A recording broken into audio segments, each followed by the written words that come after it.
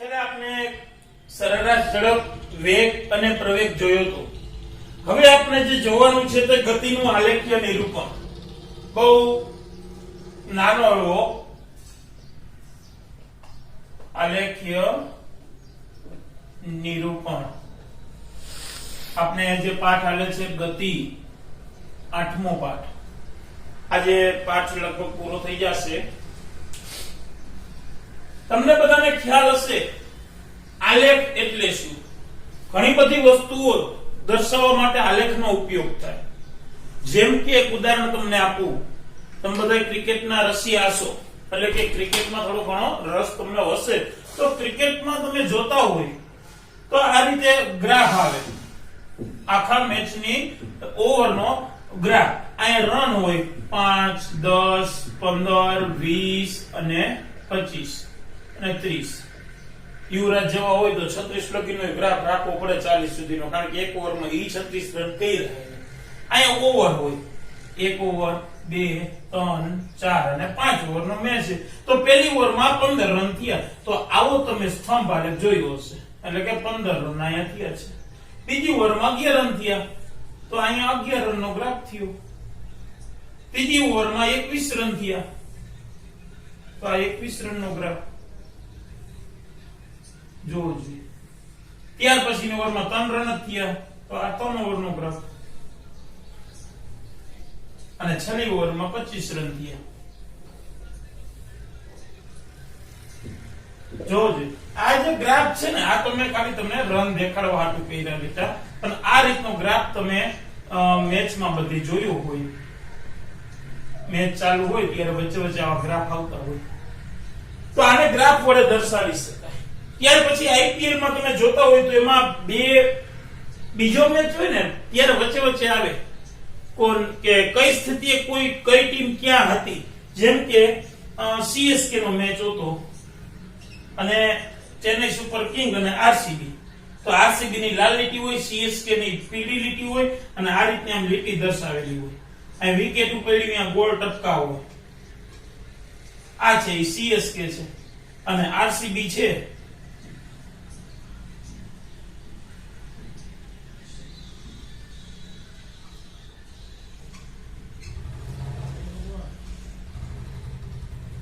તો આ બતાવે છે રન આરસીબી ના.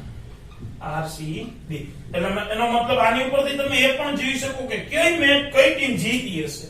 તો આપને બધાને ખબર છે કે છેલ્લા ગ્રાફમાં ઉપર કોણ છે? સીએસકે. તો સીએસકે જીતી ગઈ, આરસીબી હારી ગઈ. પણ અહીંયા એવું બતાવે કે આ જે સીએસકે નો મેચ છે તો સીએસકે ને આટલા રન થયા હતા આટલી ઓવરે. પણ અહીંયા આરસીબી જો ઉપર વહી ગઈ તો આરસીબી ને પેલા શરૂઆતમાં વધારે રન હતા, પછી એક વિકેટ ગઈ, પછી બીજી વિકેટ ગઈ, ત્યાર પછી હાવ દબાઈ ગયું, રન આગળ કરી શક્યા નહીં. અહીંયા એબી ડિવિલિયર્સ ને વિરાટ કોહલી હતા, ત્યાં લગીને હારું વેલું વિરાટ કોહલી વહી ગયો ને એબી ડિવિલિયર્સ વહી ગયો, પછી કાંઈ રન થયા નહીં. આ જસ્ટ એક ઉદાહરણ હતું. તો આવી વસ્તુ આપણે આલેખથી દર્શાવી છે. પણ હવે આપણે જે વાત કરવાની છે એ વિજ્ઞાનમાં આલેખ, એટલે કે ગતિના આલેખ. તો ગતિના આલેખ કેવા? બે પ્રકારના આલેખ ભણવાના છે. કેવા બે પ્રકાર? તો એક તો સમય અંતર વિરુદ્ધ સમયનો આલેખ, અંતર વિરુદ્ધ સમય. અને બીજો આલેખ જે ભણવાનો છે એ બીજો આલેખ છે વેગ વિરુદ્ધ સમયનો આલેખ.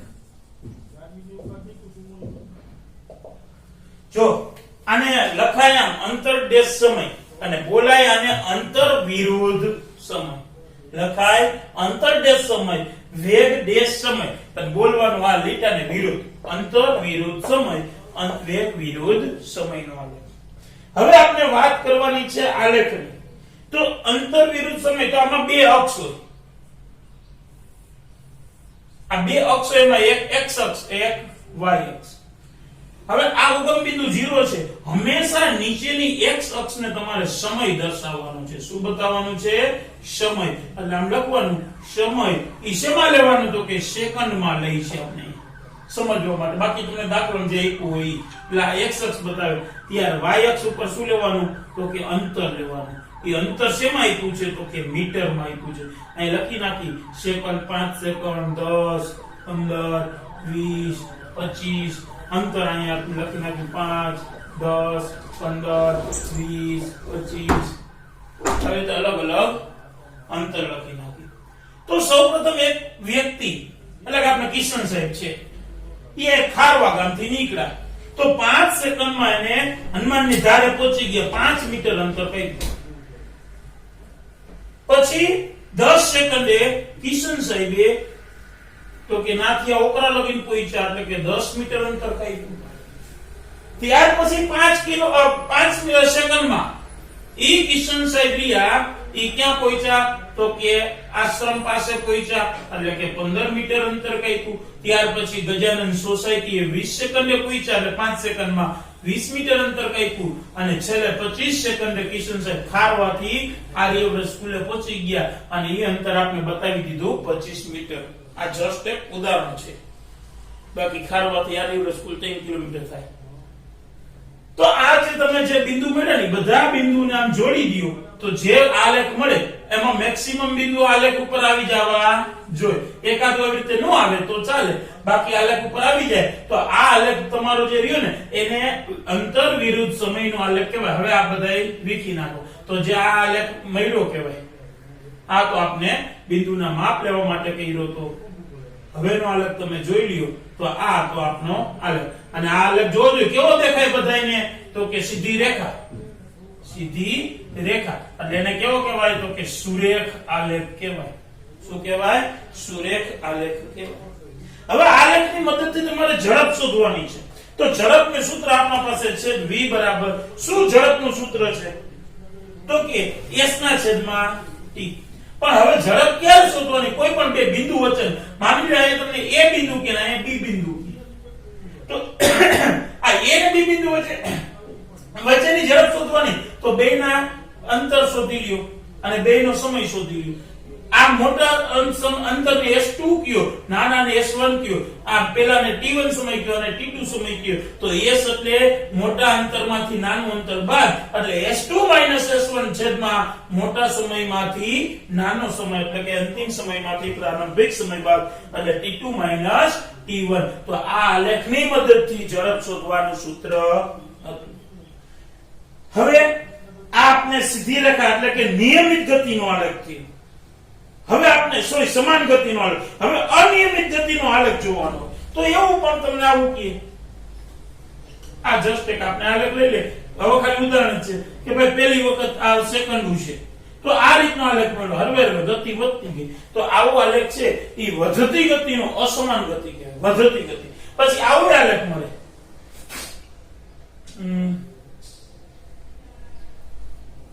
તો આ તમારે ઘટતી ગતિ કહેવાય. ગતિ હરવે ઓછી થતી જાય, ગતિ હરવે વધતી જાય છે. એ કેની પર આધારિત તો કે છેલ્લા પરિણામ ઉપર નક્કી થાય. છેલ્લા પરિણામ ઉપર નક્કી થાય. તો આ હતો આપણો અંતર વિરુદ્ધ સમયનો આલેખ. હવે આપણે જોવાનો છે વેગ વિરુદ્ધ સમયનો આલેખ. તો વેગ વિરુદ્ધ સમયનો આલેખ તો એમાં સેમ આ જ વસ્તુ x અક્ષ ઉપર સમય બતાવવાનો. સમય આપણે કલાકમાં લઈ લે અહીંયા અને અહીંયા તમારે વેગ બતાવવાનો. વેગ લઈ લ્યો કિલોમીટરમાં. કિલોમીટર પ્રતિ કલાક કિલોમીટર પ્રતિ કલાક વેગ છે. તો એ વેગ હતો આ સમય છે આપનો. હવે તમારે કોઈ ચોક્કસ સમય તેનો વેગ કેટલો એ જોવાનો છે. તો માની લ્યો અહીંયા સમય આપણે લઈ લે 1 કલાક 2 કલાક 3 કલાક 4 કલાક. વેગ લઈ લે 10 20 30 40. તો 0 સેકન્ડ હતું. કોઈ 0 સેકન્ડે પછી આપણે શરૂઆતમાં 40 નો વેગ હોય અને પછી અચળ વેગી ગતિ કરતો હોય તો 40 ના વેગેથી સીધે સીધું 1 કલાકે 40, 2 કલાકે 40, 3 કલાકે એમ દરેક કલાકે 40 નું અંતર કાપતો હોય તો આ જે આલેખ મળ્યો આને કહેવાય વેગ વિરુદ્ધ સમયનો આલેખ. કેવો આલેખ કહેવાય? વેગ વિરુદ્ધ સમયનો આલેખ. હવે તમને એવું કહે કે આ બે બિંદુ વચ્ચેનો વેગ તમારે આ બે બિંદુ વચ્ચેનું અંતર તમારે શોધવું છે. તો આ બે બિંદુ વચ્ચેનું અંતર શોધવા શું કરવાનું તો કે આ બે બિંદુ અહીં a કહી ગયા b કહી ગયા. આનાથી જે વસ્તુ બને ને એનું ક્ષેત્રફળ શોધી નાખો.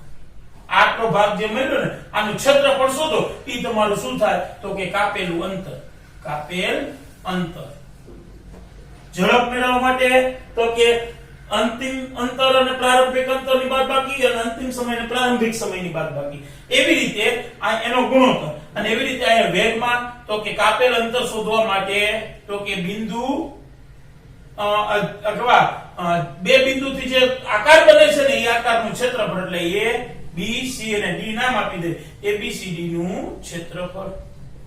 બરાબર. ABCD નું લંબાઈ ગુણ્યા પહોળાઈ. લંબાઈ કેટલી એની તો કે હવે આપણે માપવાનું A થી B ની લંબાઈ કેટલી અને પછી એની પહોળાઈ જોઈ લે. A થી B ની લંબાઈ આ અને પહોળાઈ તો કે 40 અને લંબાઈ 4 એકમ. બરાબર. તો આ 4 કલાક અને ગુણ્યા 3 કલાક જ થશે. 1 થી 2 2 થી 3 3 થી 4 એટલે 3 કલાક અને પહોળાઈ તો કે 10 20 30 40 4 કરીને 12 અહીંયા કલાક કિલોમીટર પ્રતિ કલાક. કલાક ઉડી ગયા એટલે કિલોમીટર વધે 120 કિલોમીટર.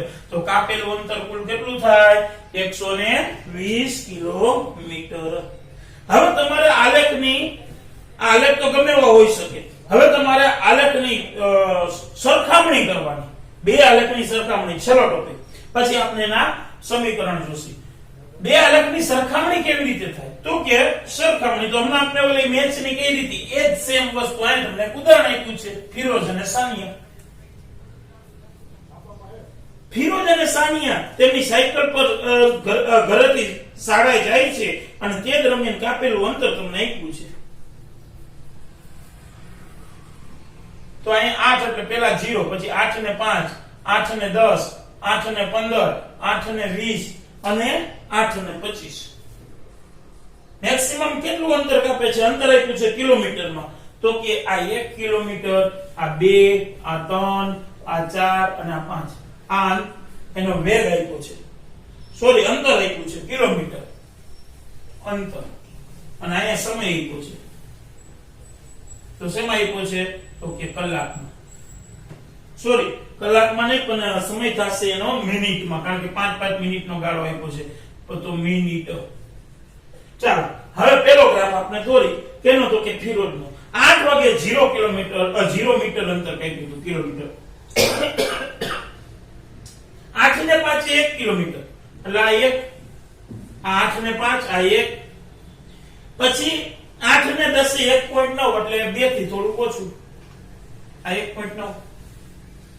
8 ને 15 2.8 2.8 એટલે 3 થી થોડું ઓછું. અને 8 ને 20 3.6. તો આ આપણે જે ગ્રાફ બન્યો એ કેનો બન્યો? તો કે ફિરોઝનો બન્યો. હવે આપણે ગ્રાફ બનાવવાનો છે ફિરોઝ સાનિયા એની બેન. તો એમાં 8 વાગે 0 મીટર અંતર, પછી 8 ને 5 તો કે 8.8 મીટર એટલે અહીંયા 8 ને 10 1.6, 8 ને 15 2.3 અને 8 ને 20 3 અને 8 ને 25 3.6. તો જો આ ગ્રાફ ને જોડો તો આ બેનો કેનો ગ્રાફ? તો કે સાનિયાનો. આ બે ગ્રાફની આ તમારે હોમવર્કમાં કરવાનું હતું પણ હું તમને આપું છું. બંનેના અંતર વિરુદ્ધ સમયનો આલેખ એક જ સ્કેલ પર દોરવાનો અર્થઘટન શું? તો કે તમે એની સરખામણી કરો. હવે તમે એક વસ્તુ જોઈ શકો કે કોણ પહેલા પહોંચે આમાં. ચાલો જો કયો જો જવાબ? તો કે સાનિયા, સોરી ફિરોઝ. શું કામ? આપણે તો ઉપડી કે 8 ને 20 ને 3.6 કિલોમીટર ગયું, જ્યારે આને 8 ને 25 એટલે તે પછી 5 મિનિટે પહોંચી. તો આપણે એક વસ્તુ ઈ પણ કહી શકીએ કે ક્યાં કેટલી મિનિટે એટલે કે 8 ને 25 કોને કેટલું અંતર, સોરી 8 ને 15 કોને કેટલું અંતર કાપ્યું? તો 8 ને 15 લઈ લ્યો. તો અહીં જોઈ શકો 8 ને 15 તો કે આપણે કહી શકીએ આલેખ ઉપરથી સાનિયાએ 2.3 મીટર અંતર કિલોમીટર કાપ્યું, જ્યારે આએ 2.8 કિલોમીટર અંતર કાપેલું છે. આ હતી આલેખની સરખામણી. ચાલો હવે આપણે જોવાનું છે બહુ મસ્ત આઈએમપી પ્રશ્ન. આમાં તમને ડાયરેક્ટ આપી દીધા છે, પછી એના એક એક સમીકરણના સાબિતી આપી છે આલેખની રીતે. એ આલેખની રીતે તમારે શીખવાની છે. હું તમને શીખવાડીશ બેઝિક રીતે. જે આપણે આ કોર્સમાં એટલે સોરી આમાં નથી, જે આપણે આવડવી જરૂરી છે. કારણ કે બેઝિક રીત તમને સહેલી પડશે, ઈ સમજાશે ને તો આલેખ તમને આપોઆપ આવડશે. તો પ્રશ્ન છે રેખીય ગતિના વિકલ રેખીય ગતિના સમીકરણ બેઝિક રીત.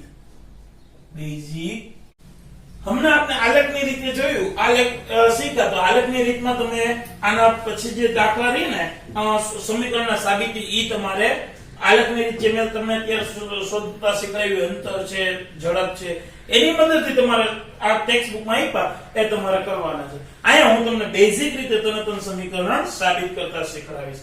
તો પેલા તો રેખીય ગતિના સમીકરણ શું છે?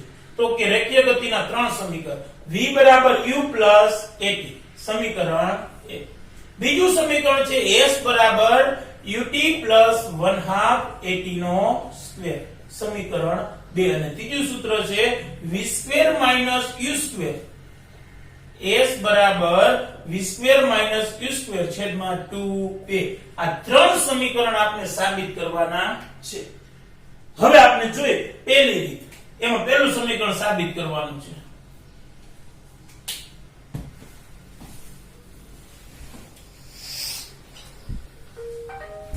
v બરાબર u પ્લસ at આ આપણે સાબિત કરવું છે.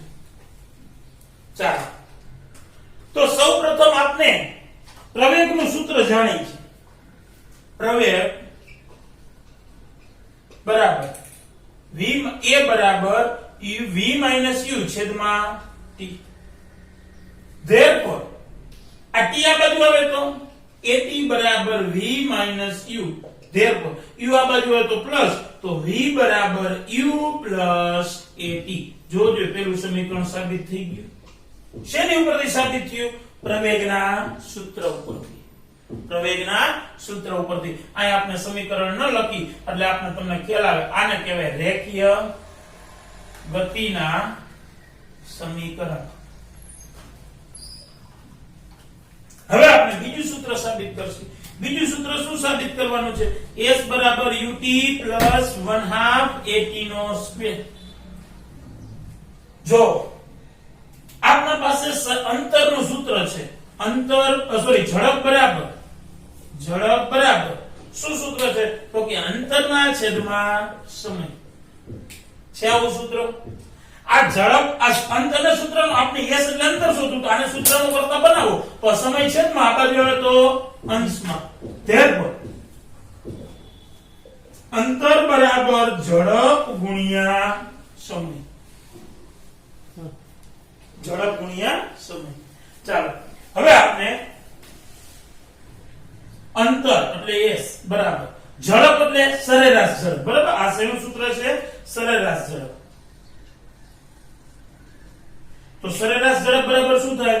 u પ્લસ v છેદમાં 2 ગુણ્યા t. ચાલો હવે આપણે ઉપર લખીએ. જો અહીંયા v ની કિંમત અહીંયા છે આપણે સમીકરણ 1 માં, તો v ની કિંમત અહીંથી મૂકી દેવાય. therefore s બરાબર u પ્લસ v ની જગ્યાએ શું મૂકશી? તો કે u plus at. therefore s બરાબર u પ્લસ at છેદમાં 2 ગુણ્યા t. therefore s બરાબર, ચાલો પ્લસ ની નિશાની અંદર જાય તે ફેર પડશે ને u પ્લસ at છેદમાં 2 ગુણ્યા t. therefore s બરાબર u પ્લસ u એટલે 2u પ્લસ at છેદમાં 2 ગુણ્યા t. therefore s બરાબર t બે ને ગુણાકારમાં આપી દો તો 2ut પ્લસ a ગુણ્યા t તો હતા, પાછો t આવ્યો એટલે t નો સ્ક્વેર. છેદમાં 2 છે તો એ બે ને અલગ અલગ છેદ અપાય, તો આ બે ને છેદ અલગ અલગ આપી દીધા. આ બે ઉડી ગયા. therefore s બરાબર ut પ્લસ આ 1 ના છેદમાં 2 ને આગળ લખવું at નો સ્ક્વેર. જો આ શું હતું? તો કે આપણે સાબિત કરવાનું હતું. થઈ ગયું. અહીંયા આપણે t ની કિંમત મૂકી તો કારણ લખી નાખવાનું. સમીકરણ 2. 1 માંથી v બરાબર u પ્લસ at મૂકતા એટલે આપણે ખબર પડી જાય કે આ ક્યાંથી આવ્યું તો કે આ v હતો v ની જગ્યાએ v ની કિંમત મૂકી રેડી બધાને કમ્પ્લીટ હવે આપણે ત્રીજું સમીકરણ સાબિત કરશું તો ત્રીજું સમીકરણ શું છે તો કે s બરાબર v² માઈનસ u² છેદમાં 2a આવું સમીકરણ આપણે સાબિત કરવાનું જોજો સમીકરણ હવે આપણે અહીંયા આપણે શેનો ઉપયોગ કર્યો તો કે પ્રવેગના સૂત્રનો અહીંયા સરેરાશ ઝડપના સૂત્રનો હવે આપણે પહેલા સમીકરણનો ઉપયોગ કરશું સમીકરણ 1 માં બંને બાજુ વર્ગ લેતા આ તમારા ટેક્સ્ટ બુક માં ક્યાંય છે ને યાદ રાખજો જૂના કોર્સનો દાખલો છે પ્રશ્ન છે સમીકરણ 1 માં બંને બાજુ વર્ગ લેતા તો સમીકરણ 1 શું છે v બરાબર u પ્લસ at therefore બે બાજુ વર્ગ લ્યો એટલે અહીં વર્ગ આ બાજુ વર્ગ તો પેલો v નો વર્ગ બરાબર હાલો આનો વર્ગ ઉતારવાનો છે શું સૂત્ર લાગશે પહેલા પદનો વર્ગ મધ્યમ પદની નિશાની બે નિયમના પહેલું પદ ગુણ્યા બીજું પદ વત્તા ફરજિયાત અને છેલ્લા પદનો વર્ગ તો પહેલા પદનો વર્ગ એટલે u² પ્લસ ને મધ્યમ પદની નિશાની બે નિયમના પહેલું પદ ગુણ્યા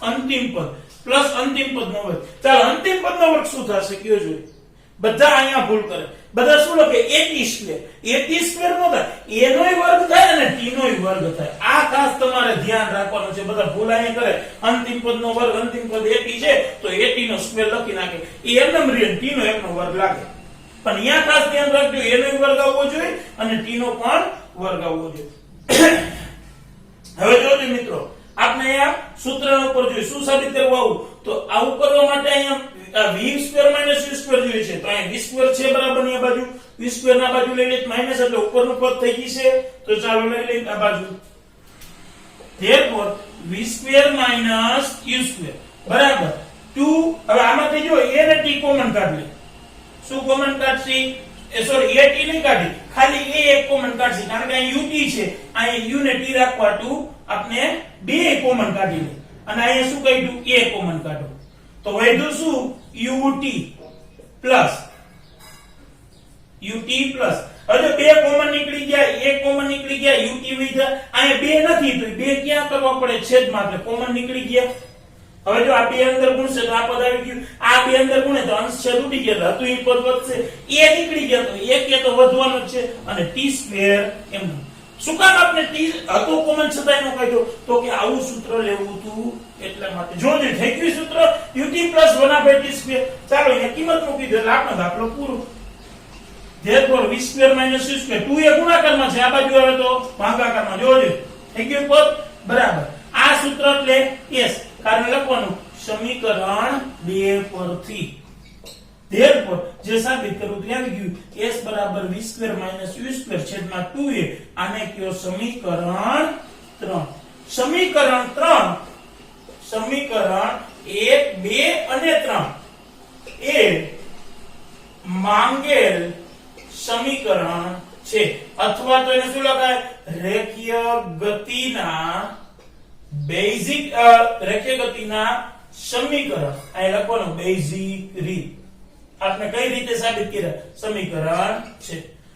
ચાલો જોઈ લ્યો આ કેવો પ્રશ્ન, કઈ ક્વેશ્ચન કયો. હવે આને આપણે દાખલા બેઝિક રીત કરી. હવે આમાં ટેક્સ્ટ બુકમાં તમને આલેખની રીત તને સમીકરણ અલગ અલગ સાબિત કરી દીધા છે. ઈ ટ્રાય કરવાની, ન આવડે તો પછી મને કહેવાનું, તો હું તમને સમજાવી દઈશ.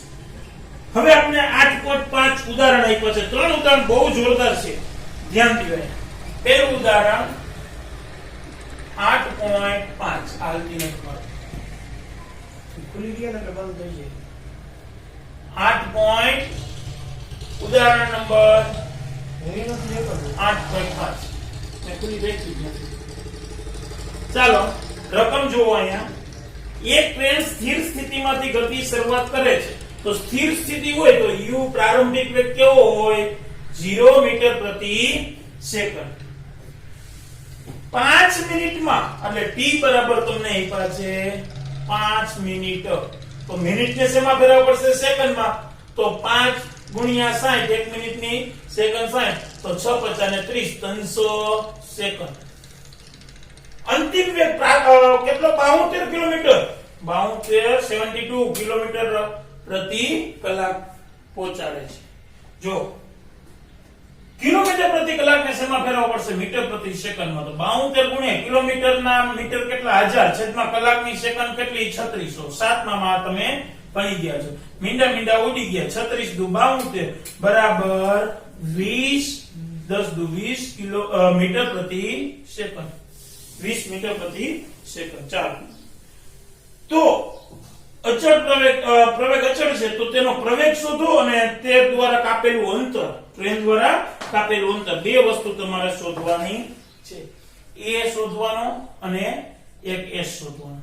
ચાલો, જો હવે તમને u v ને t આપ્યા તો પહેલું તો તમને પ્રવેગના સૂત્ર ઉપરથી મળી જશે. તો કે હમણાં રેખીય ગતિના વિકલ સમીકરણ ભણ્યા આપણે. v બરાબર u પ્લસ at. તો આપણે ડાયરેક્ટ એનું સૂત્ર જ મૂકી દે. v માઈનસ u છેદમાં t બરાબર v કેટલા? 20 માઈનસ u 0 છેદમાં t 300. 20 ભાગ્યા 300 મીંડું ઉડી ગયું. 20 ભાગ્યા 300 મીંડું ઉડી ગયું. તો 15 દુ 30 એકના છેદમાં 15 મીટર પ્રતિ સેકન્ડ સ્ક્વેર. એકના છેદમાં 15 મીટર પ્રતિ સેકન્ડ સ્ક્વેર. હવે આપણે અંતર શોધવાનું. તો આપના પાસે સૂત્ર છે s બરાબર ut પ્લસ 1/2 at નો સ્ક્વેર. u કેટલા છે? 0. t કેટલા છે? 300 વત્તા ના વત્તા 1/2 એ કેટલા છે? એકના છેદમાં 15 એ આપણે મળ્યા અહીંયા ગુણ્યા t સ્ક્વેર એટલે 300 ગુણ્યા 300. t કેટલા છે? 300 એનો સ્ક્વેર. ચાલો, 15 દુ 30 આવડી ગયું. 10 દુ 20 તો આ પેલું તો 0 સાથે ગુણાકાર 0 વત્તા 300 ગુણ્યા 10 એટલે 3000 વત્તા 0 એટલે 3000 મીટર. જોજો, આને આમ લખી શકાય. જવાબ આવી ગયો. આ કાપેલું અંતર મળી ગયું. આને આમ લખી શકાય 3 ગુણ્યા 1000 મીટર બરાબર ને બરાબર. 1000 મીટર એટલે 1 કિલોમીટર. તો 3 એમ નામ અને અહીંયા કર નાખો કિલોમીટર. તો જવાબ આવી ગયો 3 કિલોમીટર. એટલે બે માંથી જે જવાબ લખો એ સાચો. પણ એમસીક્યુ માં ઘણી વખત આવું બને કે આ એમસીક્યુ એક ભાઈ u આટલા t આટલા v આટલા તો તમે કાપેલું અંતર નીચેનામાંથી કયું છે તો 4 એમસીક્યુ 3000 મીટર ન હોય તો 3 કિલોમીટર આપ્યું હોય તો આપને પ્રશ્ન થાય કે સાહેબ જવાબ તો તમે 3000 જ કીધા હતા પણ આપને 3 કિલોમીટર થાય એ પણ ખબર હોવી જોઈએ. ચાલો, બીજો દાખલો.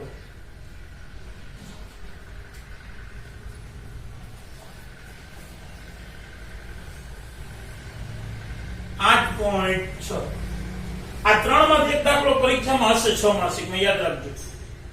એક કાર અચળ પ્રવેગી t સેકન્ડમાં એટલે કે 5 સેકન્ડમાં 18 કિલોમીટર થી 36 કિલોમીટરનો વેગ પ્રાપ્ત કરે તો u બરાબર 18 કિલોમીટર પ્રતિ કલાક અને v બરાબર 36 કિલોમીટર પ્રતિ કલાક. તો તેનો પ્રવેગ અને કાપેલું અંતર. પેલો દાખલો છે સેમ એજ દાખલો આપ્યો છે. ચાલો, હવે કિલોમીટર પ્રતિ કલાકને શેમાં ફેરવવો પડશે? મીટર પ્રતિ સેકન્ડમાં. 18 ગુણ્યા કિલોમીટરના મીટર 1000 કલાકની સેકન્ડ 3600 મીંડું ઉડી ગયું. 18 દુ 36 અને 5 દુ 10 તો જવાબ આવ્યો 5 મીટર પ્રતિ સેકન્ડ. ચાલો, આને કિલોમીટર પ્રતિ મીટરમાં ફેરવી મીટર પ્રતિ સેકન્ડમાં. 36 ગુણ્યા 1000 છેદમાં 3600 મીંડા ઉડી ગયા. 36 ઉડી ગયા તો 10 મીટર પ્રતિ સેકન્ડ. હવે આપણે પેલું શોધવાનું છે. શું? તો કે પ્રવેગ a બરાબર સૂત્ર છે v - u ના છેદમાં t. v કેટલા છે? 10. u કેટલા છે? 5 છેદમાં t 5. 10 માંથી 5 જાય તો 5 છેદમાં 5 બરાબર 1 મીટર પ્રતિ સેકન્ડ સ્ક્વેર. આપને જવાબ આવી ગયો 1 મીટર પ્રતિ સેકન્ડ સ્ક્વેર. હવે આપણે બીજું શોધવાનું s. s બરાબર સૂત્ર છે u. આપણે હવે આ સૂત્ર તો શીખી ગયા. હવે ઓલું સૂત્ર જોઈ લો. s બરાબર v square minus u square છેદમાં 2a. ટેક્સ્ટ બુકમાં તમને આ રીતે આપી છે બરાબર. s બરાબર ut + 1 આપેલી પણ ઈ તો એક ફેરે શીખ્યા. હવે આ ત્રીજું સમીકરણ આપના પાસે છે s નું તો એની રીતે શીખી લો. ધેરફોર v સ્ક્વેર એટલે 10 નો વર્ગ માઈનસ u સ્ક્વેર એટલે 5 નો વર્ગ છેદમાં 2 ગુણ્યા a કેટલા આવ્યા 1 10 નો વર્ગ 100 5 નો વર્ગ 25 છેદમાં 2 કુ 2 75 ના છેદમાં 2 ચાલો 75 ભાગ્યા 2 એટલે કેટલા આવશે તો કે 37.5 એકમ શું આવશે અંતર છે તો અંતરનો એકમ મીટર આ દાખલો પૂરો હવે છેલ્લો દાખલો ત્રીજો દાખલો તો ત્રીજો દાખલો એવું કે એક કારમાં બ્રેક મારતા કારને બ્રેક મારતા એટલે કાર બ્રેક મારે એટલે કે ગતિ કરતી હતી બ્રેક મારે એટલે શું થઈ જાય સ્થિર તો એનો અંતિમ વેગ શું થશે 0 તો v બરાબર 0 મીટર પ્રતિ સેકન્ડ તે દિશામાં 6 મીટર પ્રતિ સેકન્ડ સ્ક્વેર નો પ્રવેગ ઉત્પન્ન કરે તો a બરાબર -6 મીટર પ્રતિ સેકન્ડ સ્ક્વેર હવે કોઈ પ્રશ્ન થાય માઈનસ શું કામ આવે કારણ કે છેલ્લા જે મેં પ્રવેગ વાળો પ્રશ્ન કર્યો ત્યારે મેં તમને કીધું હતું જો માઈનસ જવાબ આવે તો વિરુદ્ધ દિશા હોય પણ અહીંયા અગાઉ કીધું કે વિરુદ્ધ દિશા કારણ કે બ્રેક મારતી એટલે ગાડી આમ જાય અને બ્રેક લાગે એટલે ગાડીને ધક્કો આ બાજુ લાગે એટલે વિરુદ્ધ દિશામાં પ્રવેગ ઉત્પન્ન થયો તો વિરુદ્ધ દિશામાં ઉત્પન્ન થાય એ પ્રવેગ કેવો લેવાનો માઈનસ અને આમાં તમને 6 જ બોલે પણ આગળ શબ્દ એવું વાપરો કે વિરુદ્ધ દિશામાં તો એ જવાબને અંક કેવો લેવાનો 6 ની બદલે -6 જો કારને બ્રેક માર્યા બાદ 2 સેકન્ડ પછી કાર રોકાતી હોય તો t બરાબર 2 સેકન્ડ તો આ સમય દરમિયાન તેને કાપેલું અંતર શોધો ચાલો હવે આપણે કાપેલું અંતર જૂના કોર્સમાં આ જ દાખલો હતો કેવી રીતનો હતો કે ભાઈ વિરુદ્ધ દિશામાં આટલો પ્રવેગથી ઉત્પન્ન થાય અને આટલો બ્રેક મારે છે અને આટલો સમય છે તો આટલા મીટર એક અચળ છે ખાડો છે રોડ ઉપર તો અકસ્માત બચશે કે નહીં બચે તો ઈ એક જ વસ્તુ કાપેલું અંતર શોધી લ્યો 11 મીટર ખાડો છે અને જવાબ આવે લ્યો માની લ્યો 12 મીટર તો 12 મીટર બ્રેક માર્યા પછી 12 મીટર અંતર કાપે અને 11 મીટર ખાડો હોય તો 1 મીટર ક્યાં પડવાનું ખાડામાં તો અકસ્માત થઈ છે પણ અહીંયા 25 મીટર હતું એટલે 25 મીટર અને અંતર તો 12 મીટર આવે જવાબ તો આપણે અકસ્માત થશે નહીં પણ એક જ વસ્તુ છે અહીંયા અંતર શોધવાનું કીધું તો અંતર માટે જો આ બે સૂત્ર તો બેમાં u ની જરૂર પડે તો પહેલા આપણે u શોધવા પડશે તો આપણા પાસે પહેલું સૂત્ર છે v બરાબર u પ્લસ at તો આ u ને સૂત્રનો કરતા બનાવો v માઈનસ at આ પ્લસ છે આ બાજુ માઈનસ બરાબર u therefore u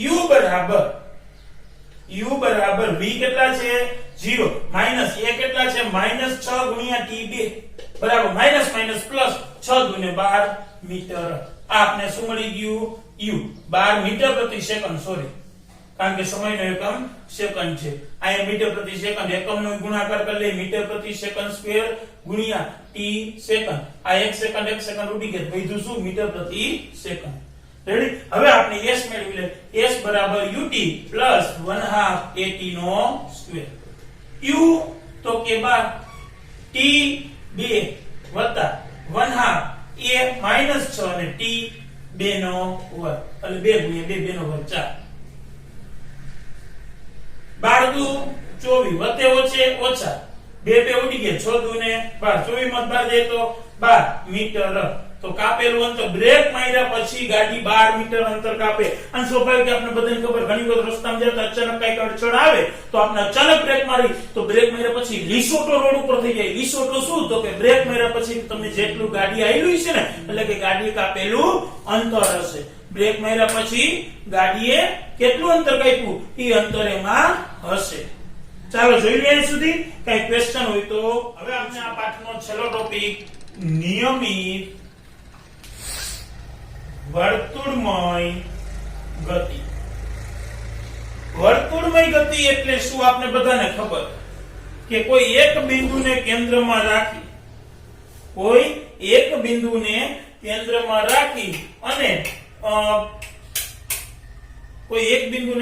રાખી અને જો એ કોઈ પદાર્થ એ બિંદુની ફરતી ગતિ કરે તો એને વર્તુળમય ગતિ કહેવાય હવે આપણે જોશી નિયમિત વર્તુળમય ગતિ તો આમ જુઓ તો તમને બધાને ખ્યાલ છે એક પ્રવૃત્તિ હતી કે એક પથ્થર લ્યો એના છેડે પથ્થરને એક દોરી વડે બાંધી દયો અને પછી તમારે એ દોરીનો બીજો છેડો તમારા હાથમાં રાખીને આમ ફેરવવાનો છે તમે જેવો એક જગ્યાએ મૂકી દેશો એટલે પથ્થર ક્યાં જશે તો કે જે બિંદુએ પહોંચ્યો હશે ને એના સ્પર્શકની દિશામાં જશે ક્યાં જશે એના સ્પર્શકની દિશામાં તો આપણે એક વર્તુળ દોરી અને અહીં જોઈ તો હવે અહીંયા એક બિંદુ છે તો આને સ્પર્શક. સ્પર્શક એટલે શું? તો કે વર્તુળના કોઈ એક બિંદુને સ્પર્શ કરે એને સ્પર્શક કહેવાય. પછી અહીંયા જો છોડવામાં આવે, અહીંથી પથ્થર અહીંયા છોડો, હવે અહીંથી છોડવામાં આવે તો એ સીધો એના સ્પર્શકની દિશામાં જાય, આમ એના સ્પર્શકની દિશામાં જાય, આમ જે દિશામાં એમ છોડવામાં આવે એ એના સ્પર્શકની દિશામાં આગળ વધે છે. તો આ હતું આપણું વર્તુળમય ગતિ. તો હવે આપણે બધાને ખબર પડી કે વર્તુળમય ગતિથી આપણે કોઈ પદાર્થનો વેગ શોધવો હોય તો કેવી રીતે મળે? તો કે આ વર્તુળનો પરિઘ છે, એ કેટલા સમયમાં પરિઘનું અંતર પૂરું કરે એ એનો વેગ થાય. તો વેગ બરાબર પરિઘના છેદમાં સમય. therefore પરિઘ એટલે 2π r છેદમાં t. આપને સૂત્ર મળી ગયું. v બરાબર 2π r છેદમાં t. એટલે વર્તુળમય પરિઘ જે આપણે વર્તુળની ગતિમાં કોઈ પણ વર્તુળનું પરિઘ જે છે એ તમે કેટલા સમયમાં પૂરું કરો એ એના ઉપરથી તમને એનો વેગ મળી શકે છે. જોઈ લ્યો આખો પાઠ અહીંયા પૂરો થયો. આ પાઠમાં જે તમને વધારાના ઉદાહરણ નીચે આપ્યું છે કે ક્યારે કોઈ એથ્લેટિક્સ રમતગમતની હરીફાઈમાં ગોળો કે ચક્ર ફેંક હોય તો ગોળાને ચક્રને હાથમાં પકડીને પોતાના શરીરને ઘુમાવીને વર્તુળની ગતિ આપે છે. શા માટે? આપણે ગોળો ફેંક હોય તો તમને બધાને ખબર છે કે ગોળા ફેંકમાં આમ કરી અને પછી આમ ચક્કર મારીને ઘણા ઘા કરે અને ઘણાય આમ ઘા કરે. એનું કારણ શું? તો કે જ્યારે એને આ રીતે ગતિ દિશામાં ગતિ આપવામાં આવે તો છૂટતી વખતે ગતિ કરતો હોય તો આ બરાબર તે જ પ્રમાણે આપણે ચર્ચા કરી એ પથ્થરના વર્ણન માટે કરેલું હતું. વસ્તુની નિયમિત વર્તુળની ગતિ ઘણા બધા પરિચિત ઉદાહરણો હશે, જેમ કે ચંદ્ર તેમજ પૃથ્વીની ગતિ, પૃથ્વીની ચારે તરફ વર્તુળાકાર કક્ષામાં પરિભ્રમણ કરતો ઉપગ્રહ, વર્તુળાકાર પથ પર અચળ ઝડપથી ગતિ કરતા સાયકલ સવાર વગેરે એ વર્તુળાકાર ગતિ કરે છે. જોઈ લો આખો પ્રશ્ન. કઈ ક્વેશ્ચન હોય તો પૂછી લ્યો. અહીંયા આપનો પહેલો પાઠ એટલે કે 8મો પાઠ ફિઝિક્સનો ભૌતિક વિજ્ઞાનનો પહેલો પાઠ છે, જે પાઠ 8 ગતિ એ અહીંયા પૂરો થાય છે. હવે આપણે નેક્સ્ટ નવો પાઠ ચાલુ કરશી. આ પાઠમાં કઈ પ્રશ્ન હોય તો તમારે ગમે ત્યારે મને પર્સનલમાં પૂછવી લેવું.